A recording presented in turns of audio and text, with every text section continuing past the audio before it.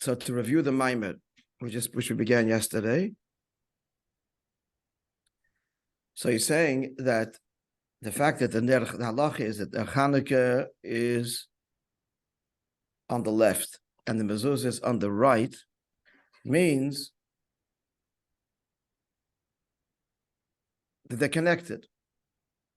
But one's on the left, one's on the right.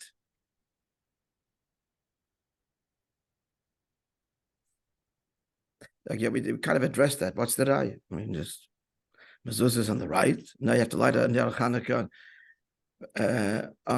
by default. So put it on the other side. But, normally we prioritize the right. It's chesed, it's light, it's but the mezuzah got that already taken. So, but nonetheless, there's an opinion that says you put the menorah in the Gemara the same size as the same side as the mezuzah, same side as the mezuzah. But here's the dik. The dik is pashut. In order, because the Gemara, if the Gemara would just say, where do you put it, right or left, Gamano, but the Gemara, it wouldn't have such a raya that they're one inyan. But here's the dik seems to be that the Gemara Rabbi says, in order that the Chanukah be on the left and the mezuzah be on the right. Where should you put it? On the left? And then adds something that doesn't have to be stated. In order that the menorah be on the left and mezuzah on the right, so that tells us that they're connected. One's got to be here and one's got to be there. And then he pointed out that we see the connection even more so that if there's no mezuzah, for whatever reason, then he puts the menorah, in fact, on the right side, where the mezuzah would be. Now, the Maril says that a person adds more detail. The person stands in the middle and he's wearing tzitzis. So now we have three things that are one: mezuzah, menorah, and tzitzis. So the shaila is, we're talking about disparate things, chesed and gevura. So what does it mean that they're all one? To understand that, he said we find the same contrast in the original menorah in the Beis HaMikdash, in the Mishkan. How so? Here are the following contrasts. It burns me erev ad boker. You could just say all night, but by saying me erev ad boker, clearly pointing to these contrasts, and that's what this mitzvah is. It embraces both. Furthermore, even though Aaron lights the menorah, the oil is brought to Moishe, and they're different. Moishe shushvinda de malka, and Aaron is shushvinda de matronisa, meaning to say that Moishe accompanies the king and Aaron the matron or the queen. So Moishe is milamayla lamata and Aaron's milamata lamayla. Again, a contrast, and yet that's all embodied in the mitzvah of what? Of the oil and the lighting of the menorah in the Mishkan. So the explanation began, there was Ois, Aleph and Beis. Ois Gimel, he began, as he's doing a whole year, all based on a maimah of the Alter Rebbe, manuscripts that are just, I guess, being discovered or sent to the Rebbe, and were to be published subsequently. So there's a maimah there, which begins V'ata Tetzaveh. And in that maimah, he brings the statement of the Gemara referring to Habakkuk, after referring to other Nevi'im. The pattern is distilling all of Taryag mitzvahs into 3, 2, and finally 1 mitzvah, and that was Habakkuk. He gets the final word, who said that the Taryag mitzvahs were given to Yidden, and Habakkuk, says the Gemara, established them all on 1, as the pasuk says, in Habakkuk, v'tzadik b'manasa yicheh. The tzaddik lives by his emunah, his faith. So that is the one mitzvah that embraces all of them. Now then, why are we bringing this here? Because in that maimah of V'ata Tetzaveh, he brings our subject. That Rebbe continues and says, behemshech to that, v'yera v'yivayke yom echad, pointing out that yom means day and night. Why does that ever bring that? Because he's addressing our question. On the one hand, Habakkuk says that everything comes down to one inyan, emunah, and then the Alter Rebbe talks about plurality being one. That's the point. That's what Habakkuk is saying. That even though there's Taryag mitzvahs, but as we dig deeper and deeper and deeper, it's all one. We follow? So that's why we bring in the Alter Rebbe's Maimah, because Alter Rebbe's Maimah talks about Erev and Boker and deals with and the Yesh Levaya, the Rebbe is saying. The way the Alter Rebbe deals with Erev and Boker, he's answering our question, because he brings it behemshech to Habakkuk, who says that it's all one inyan. That was our question. It's one mitzvah, menorah. How are these contrasting components? And in the beginning of the Maimah, it was two mitzvahs, yet they're one, mezuzah and menorah. Again, all the same singular subject, which is division, really one at its core. So that's what we're exploring now. So the Maimah continued very beautifully, and in Avodah, that in the same way that we have this division in creation of Erev and Boker, it's also true of every individual creation. And he starts with the person, with the chassid. That every person goes through periods of katnus, which would be his symbolic evening and night, and gadlus, expansion, openness, which would be his morning, his day. And he says that sometimes a person is in a state of lowliness, mind and heart just don't open, he's contrite, and sometimes in a state of gadlus amoichin, he's expansive, the mind is open, the heart is open. And likewise in Avodas HaTefillah, sometimes, and it should be this way, the davening is in a way of gadlus amoichin, deep understanding, and the heart is moved, and he's bislavus and besimcha. And sometimes the avodah is dafke katna. So what's that? Shiflos, merirus, embitteredness, leiv nishba, broken heart, on his distance from Hashem, and so on. So we see that this is factored into life and into avodah, these two contrasts of Erev and Boker, or in the words of this illustration, katnus and gadlus. Now the Maimah goes on to explain, this is all based on the Alter Rebbe's Maimah. He goes on to explain that where's the source of Erev and Boker in creation? The source of that is Lamaila, and that is Rotzui and Shuv. Now, generally, Rotzui and Shuv, just we should point out, classically, Rotzui and Shuv, going out, desire to unite with the source, and then Shuv, return to the Mata, to the Keli, to the world. That's really the Malachim, V'achayis Rotzui v'Shuv. That's where we find that lashon. But here he's saying that the source of that even is Malchus Datzilus. In Malchus already are these two properties of Rotzei v'Shuv. And Malchus is the creative force, and therefore that stamp of Rotzei v'Shuv will be found in every aspect of creation, including the Malachim, which Maimon doesn't mention, that's the next step below, and then in every level of creation. Yesterday we explained, without repeating it, that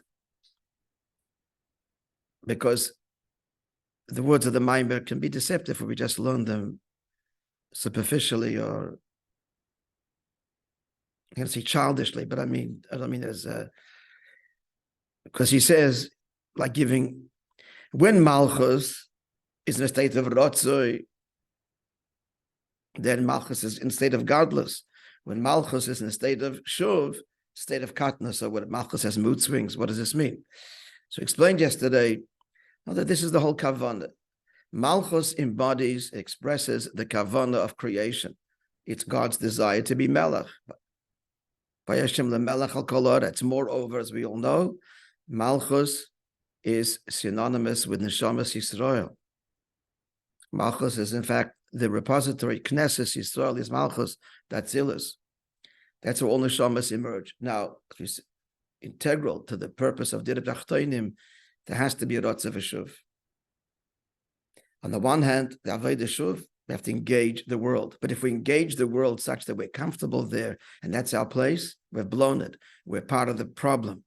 The only way to be successful in the world is when there's the constant snow of Rotzoi. Bring me the Gemara. He runs to the Beis Medrash. Shabbos, he can't wait for Shabbos. There's this element of transcendence. Or, pardon? Be with, that's it, exactly. it's the title of the book. It conveys that. Be within, stay above. As we said yesterday, I don't want, because you weren't here, it's going to share with you that what's happening. The rotzoi part is that a yid fundamentally does not belong in the Ilam Hazeh because we're not part of creation.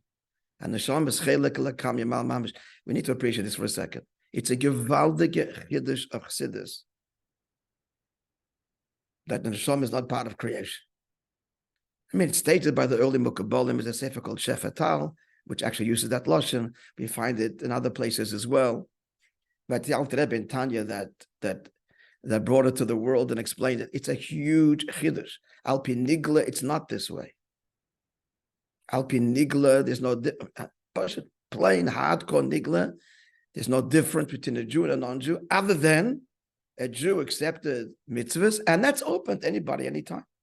Hashem offered it to everyone. We took it, and the Rambam says it's still open, and anybody, Mikol Baya Olam, any citizen of the world that accepts Torah mitzvahs, how does any Skadish Kodesh Kadoshim? So it's still available.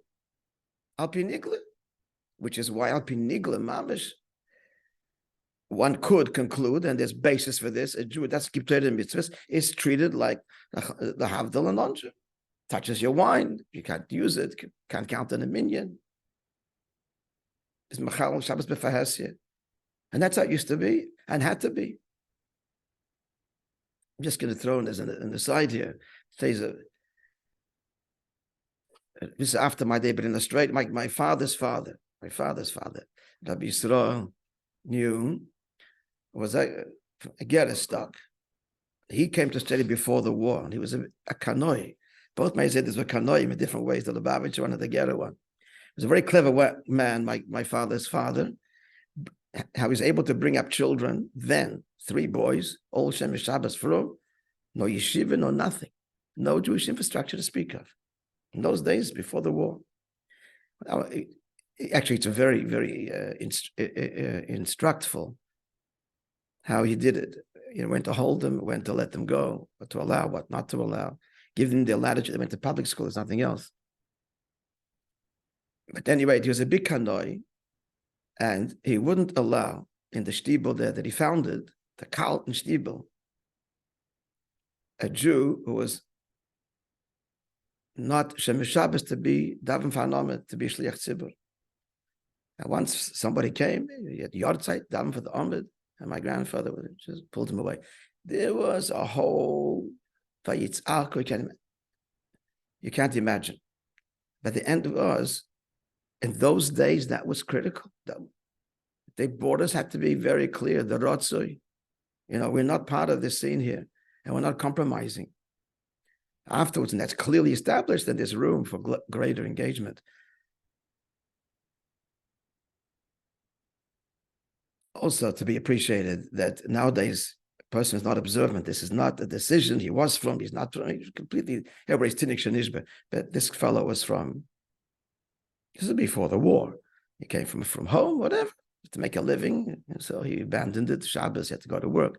No one's blaming him. It's not the same as today anyway. It's also another important factor. What am I saying? That the world is seeing today, the Jew is, and is holding us by the lapels. You are a foreigner. You don't belong. This is the Rotzoi.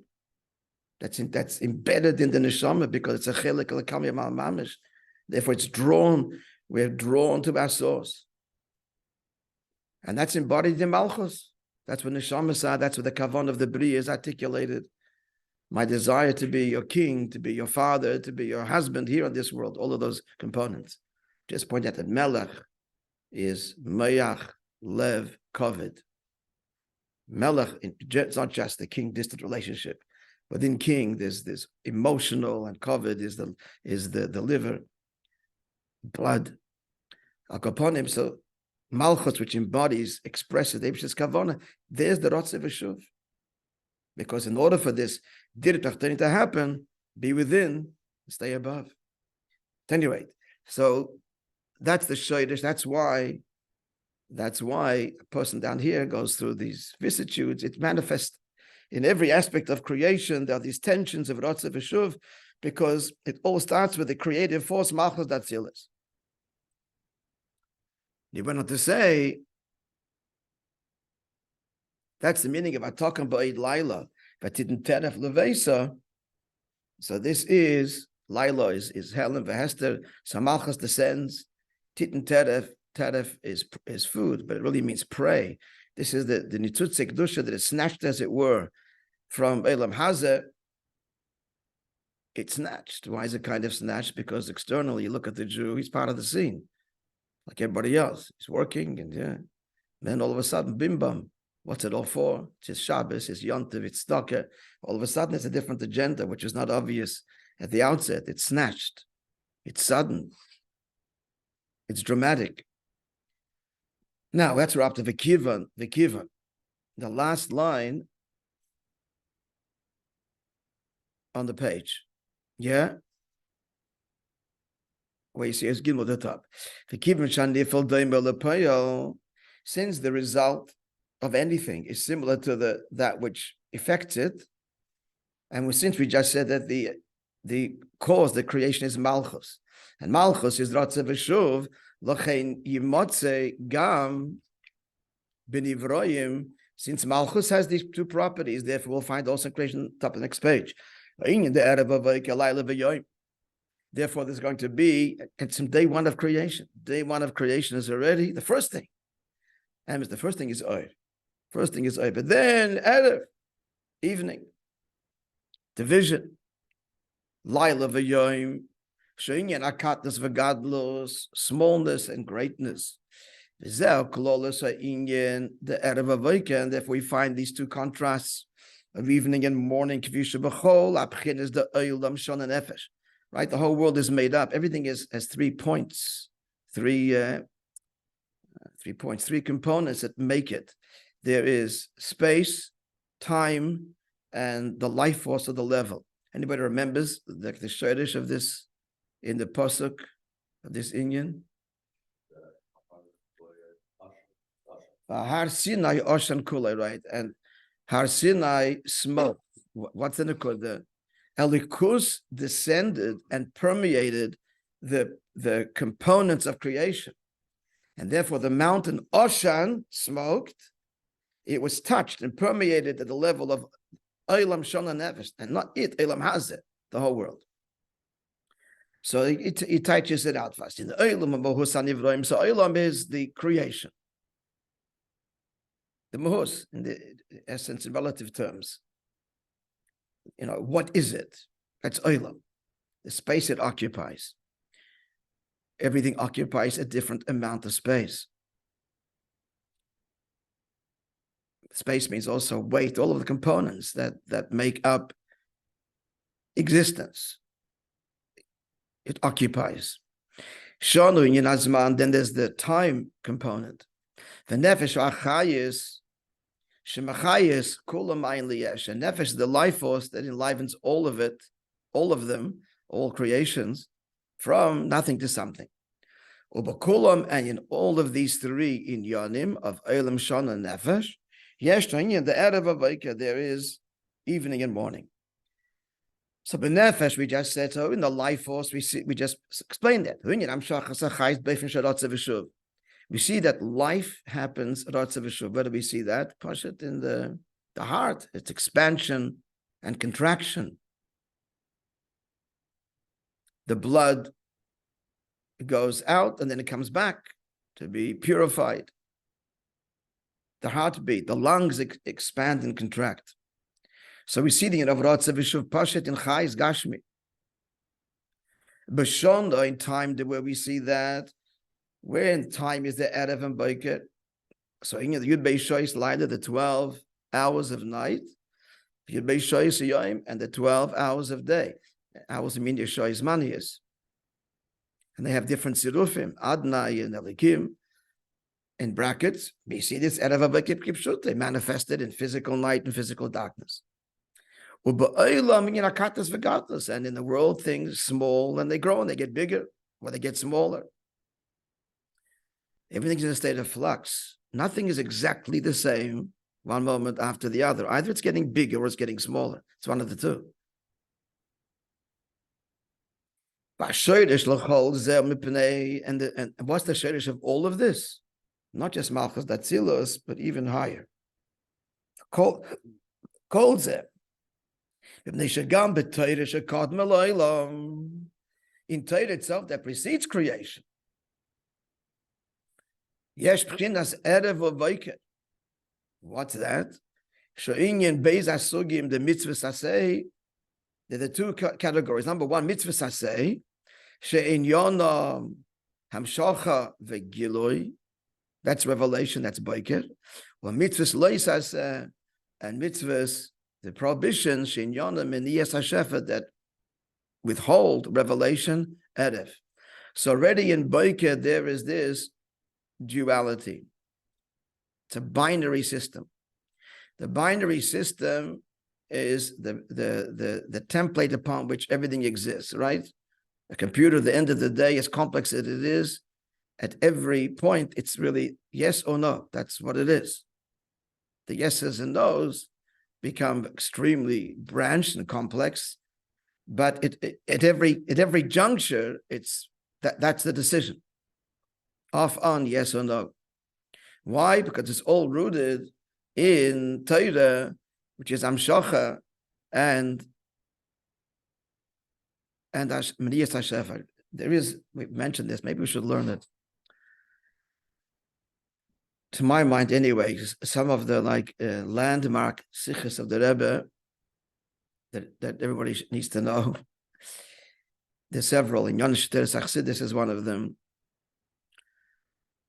And the other is I think the first siyum that Rebbe made on the Rambam, Tavshin Lamed Hey. It's so extraordinary and revolutionary. And the Meridic thing is, it's the deepest in Yonim in Chassidus without using the language of Chassidus at all in the language of the Rambam. It's breathtaking, mamash breathtaking. The language that Rambam learned for hundreds of years that were, okay? The diuk and what that conveys. And if you know Chassidus, it's talking about mal sev of atzmos, but never using that language at all. In lengthy ha'arim Meridic. We should learn it. At any rate, so I'm mentioning it there because there he explains in language of what this manifestation of Erev and Boiker in these words, not doing justice, but just giving you this the taste. When you say something should be, then integral to that is it should be this way and not that way. It's already binary. In other words, yes means nothing without no. And Eibishter wants a yes. So for there to be a yes, there has to be a no. As opposed to no, yes, no, just that's the way it is. But Dir B'Tachtonim means he's creating a matzav where it's not the way it should be. And we have to make it so that's already, it should be this way and not that way. That's already the binary system. And that means engagement, that's Avodah, that's the Shlichus, that's our Avodah. And Shlichus means, by definition, choice. It's got to be yes and no in every step of the way. The whole arichas there that the no is even expresses deeper than the yes, but Loisa says deeper than mitzvah say. At any rate, let's continue. However,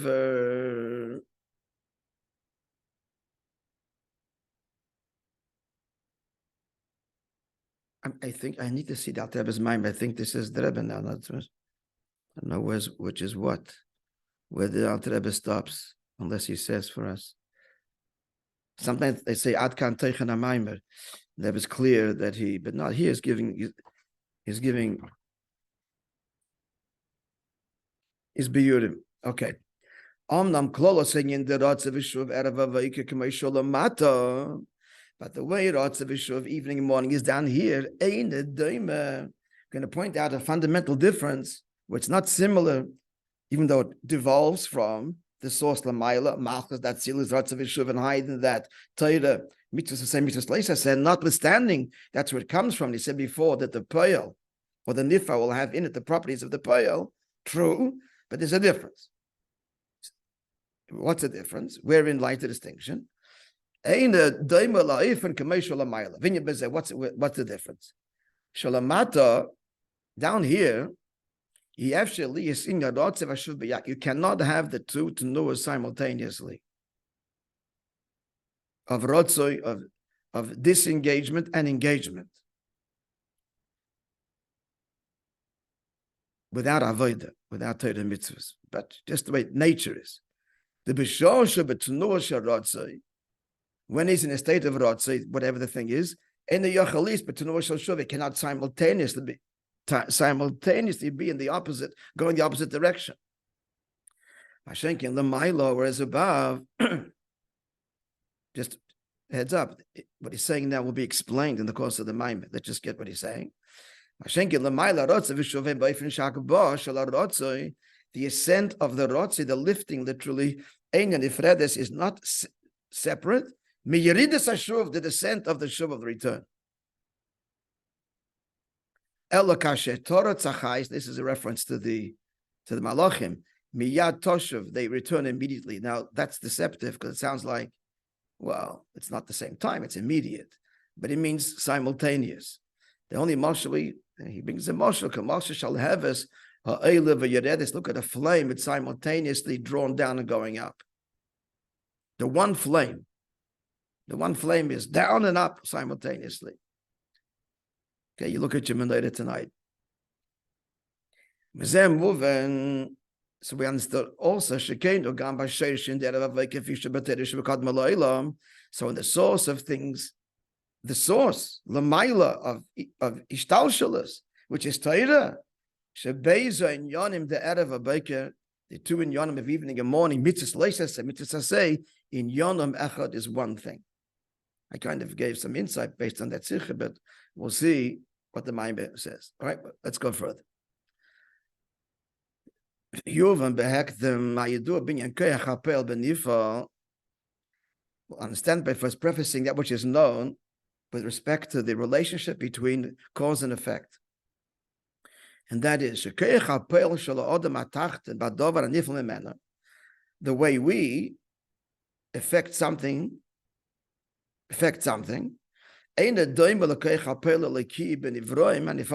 is unlike God's cause that results in creation. Where is the difference? Because there's many. We can't create something out of nothing. But aside from that, if we are to affect something, if we have to give something of ourselves in that which we are moving or affecting. And while we're doing that, the body is somewhat depleted because you've invested that koyach in that activity. While he's doing one particular activity, he can't lift. If he's playing soccer and he's running, so while he's running and he's kicking the ball, right, he can't lift something that he could do when he was not involved in that activity, because now his koyach is going, he's literally investing himself in a particular pa'ula. Once he's finished doing what he's doing, why soccer comes to mind, Yoshev,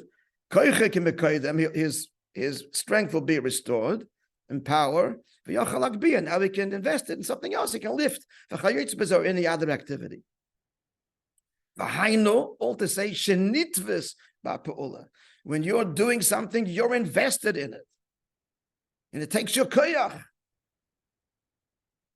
And likewise, okay, we'll stop here. We'll stop here. Further detail here from Meir Nevuchim. Okay, Beis Hashem. What's tomorrow? Yeah, tomorrow's the tough day, Friday.